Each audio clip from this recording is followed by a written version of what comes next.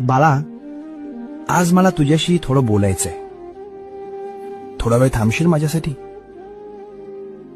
खूप धावतोयस रे तू, सुखाच्या मागे आणि पैशाच्या मागे. पण तरीही रोज रात्री उशीवर डोकं टेकवल्यावर तुला रिकामं का वाटतं? मला माहितीये, तू कोणाला सांगत नाहीस. तुला वाटतं तू एकटा पडलायस. अरे, ज्याच्या डोक्यावर साक्षात ब्रह्मांड नायकाचा हात आहे, तो एकटा कसा असू शकतो?